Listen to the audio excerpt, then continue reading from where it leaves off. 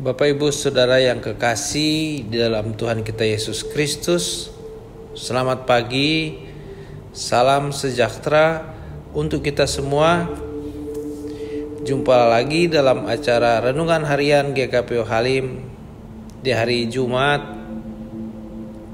24 Januari 2025. Sebelum Bapak Ibu Saudara melakukan aktivitas di sepanjang hari ini, kita akan mendengarkan kebenaran firman Tuhan. Sebelumnya mari kita berdoa. Tuhan Allah Bapa di sorga, Allah pencipta langit, bumi, laut, daratan, dan segala isinya, Allah Abraham, Allah Ishak, Allah Yakub, Allah yang kami sembah siang dan malam, Allah yang kami panggil di dalam nama-Nama Yesus Kristus, Tuhan dan Juru Selamat kami yang hidup. Di pagi yang indah ini, kami umat-Mu datang di hadapan hadirat Tuhan mengucap syukur. Tuhan, beri waktu kami istirahat dan bangunkan kami di pagi hari dengan tubuh yang sehat dan kuat. Sebelum kami memulai aktivitas di pagi ini, kami akan membaca dan merenungkan firman Tuhan. Lengkapi kami dengan kuasa Roh Kudus agar kami memahami kehendak Tuhan di dalam firman yang kami baca. Berfirmanlah ya Tuhan, kami anak-anak-Mu sedia mendengar. Dalam nama Yesus. Amin. Bapak Ibu Saudara, saya mengajak kita semua untuk membaca Alkitab. Saya ambil dari Nehemia pasal 2 ayat 1 sampai ayat yang ke-10. Nehemia pasal 2 ayat 1 sampai ayat 10. Firman Tuhan demikian. Nehemia diutus ke Yerusalem. Pada bulan Nisan tahun ke-20 pemerintahan Raja Artasasta, ketika anggur telah tersedia, aku mengambil anggur itu dan memberikannya kepada raja. Sebelumnya aku tidak pernah kelihatan sedih di hadapan raja. Maka bertanyalah ia kepadaku, mengapa mukamu sedih, padahal engkau tidak sakit? Tentulah hatimu sedih. Aku pun menjadi sangat takut. Jawabku kepada raja, hiduplah raja untuk selamanya. Bagaimana mukaku tidak akan sedih kalau kota tempat pemakaman nenek moyangku telah menjadi reruntuhan dan pintu-pintu gerbangnya habis dimakan api. Kata raja kepadaku, apa yang kau inginkan? Aku lalu berdoa kepada Allah semesta langit, dan jawabku kepada raja, jika raja menganggap baik dan berkenan kepada hamba-Mu ini, utuslah aku ke Yehuda, ke kota tempat pemakaman nenek moyangku, supaya aku membangunnya kembali. Lalu raja bertanya kepadaku, sedang permasyuri duduk di sampingnya, berapa lama perjalananmu dan kapan engkau akan kembali? Raja berkenan mengutus aku sesudah aku menetapkan waktu tertentu kepadanya. Berkatalah aku kepada raja, jika raja menganggap baik, berikanlah aku surat-surat bagi bupati-bupati di daerah seberang sungai Efrat, supaya mereka memperbolehkan aku lewat sampai aku tiba di Yehuda. Juga sepucuk surat bagi Asaf, pengawas taman raja, supaya dia memberikan aku kayu untuk memasang balok-balok pada pintu-pintu gerbang puri dekat bait suci, untuk tembok kota, dan untuk rumah yang akan kudiami. Raja mengabulkan permintaanku itu karena tangan baik Allahku melindungi aku. Aku kemudian datang kepada bupati-bupati di daerah seberang sungai Efrat dan menyerahkan kepada mereka surat-surat raja. Raja menyuruh para kepala pasukan dan tentara berkuda menyertai aku.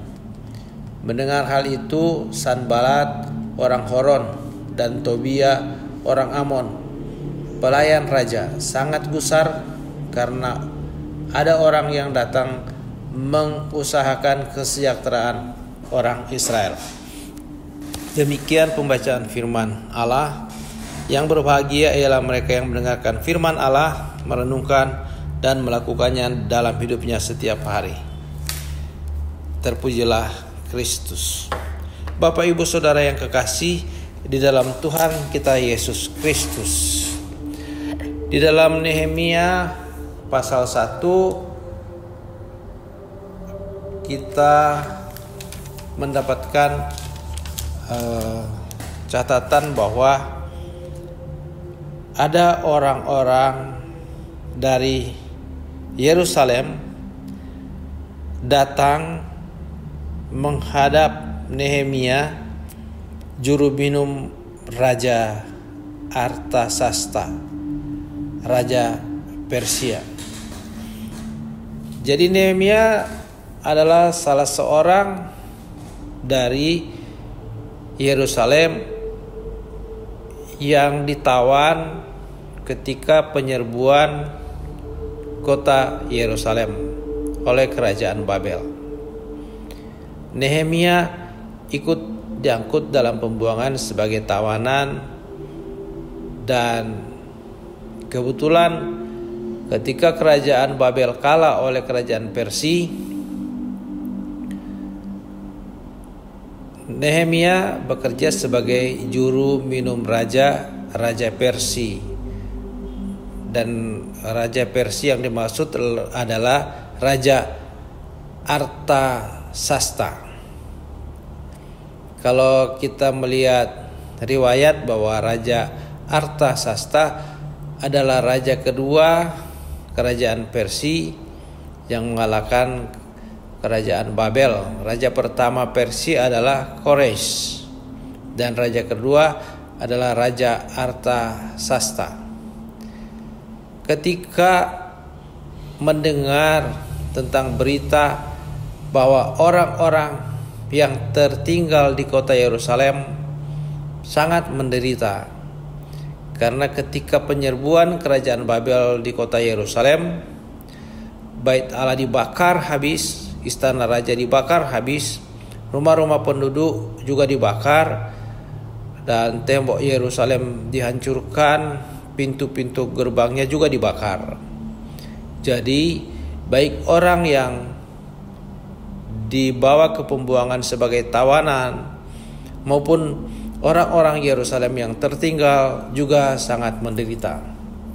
Itulah sebabnya ketika Nehemia mendengar berita tentang orang-orang yang tertinggal di kota Yerusalem sangat menyedihkan, dia tergerak hatinya untuk menolong mereka.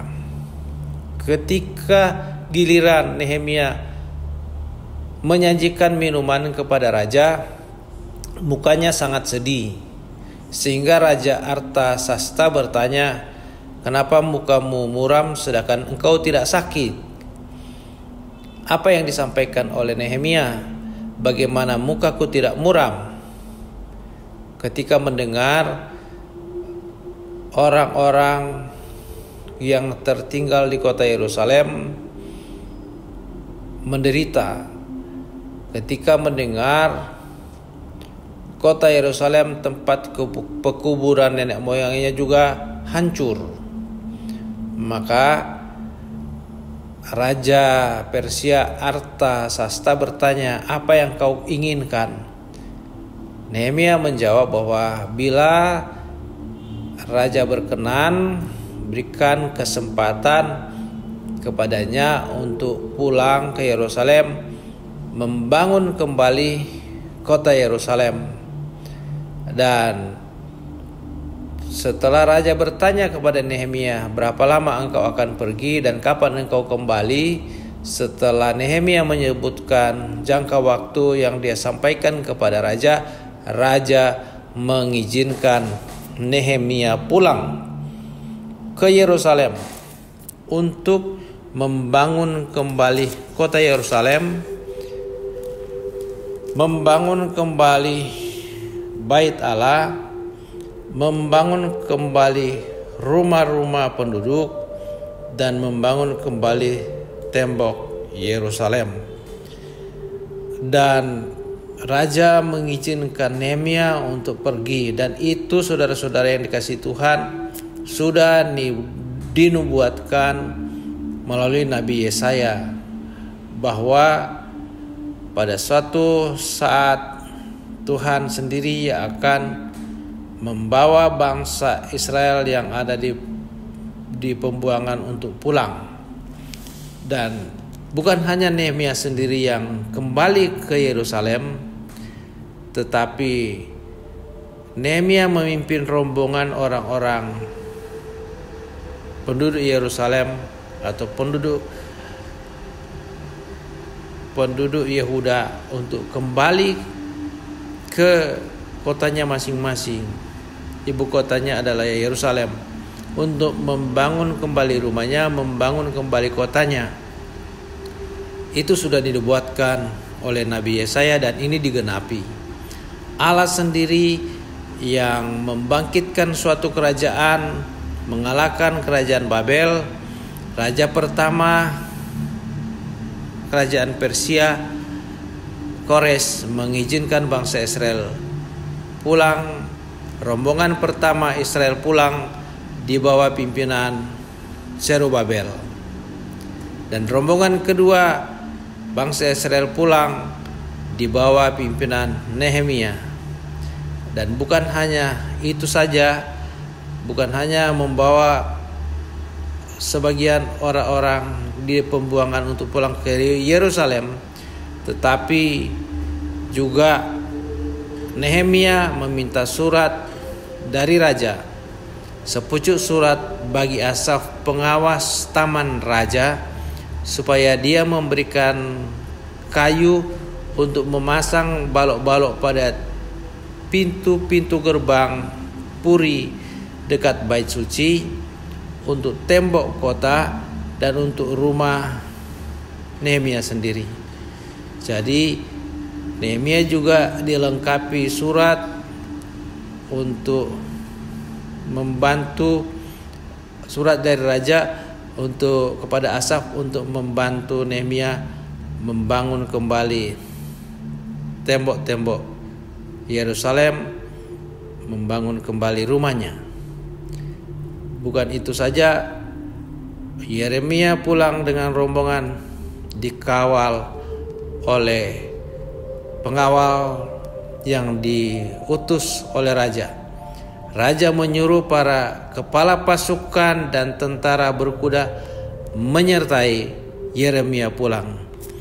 Itu nubuatan Tuhan yang sudah digenapi, ya. Jadi Tuhan mengasihi umat Israel sehingga Tuhan menggenapi janjinya, nubuatan yang sudah disampaikan melalui Nabi Yesaya. Tuhan memberkati umatnya, sekalipun kadang-kadang umat itu tidak setia kepada Tuhan, tetapi Tuhan sendiri yang menebus mereka, Tuhan sendiri yang memulangkan mereka, karena Tuhan mengasihi umatnya Israel. Demikian juga Tuhan mengasihi umat tebusannya, yaitu orang-orang yang percaya kepadanya. Tuhan mengasihi gereja sebagai umat Tuhan yang sudah ditebus dengan harga yang mahal, tubuh dan darah Yesus. Tuhan menyertai kita semua. Tuhan memberkati kita semua. Amin. Mari kita berdoa. Tuhan Allah Bapa di surga, kami mengucap syukur. Tuhan menyapa kami di pagi hari dengan kebenaran firman-Mu. Tanamkan firman-Mu dalam hati kami, dan mampukan kami oleh kuasa Roh Kudus untuk setia melakukan kehendak Tuhan di dalam kehidupan kami. Kami akan memulai aktivitas di sepanjang hari ini. Sertai kami Tuhan, berkati kami, sehingga segala yang kami lakukan berhasil. Inilah doa syukur kami, terpujilah nama-Mu. Ampuni segala salah dan dosa kami, di dalam nama Yesus kami berdoa. dan mengucap syukur kepadamu Bapa di sorga. Amin.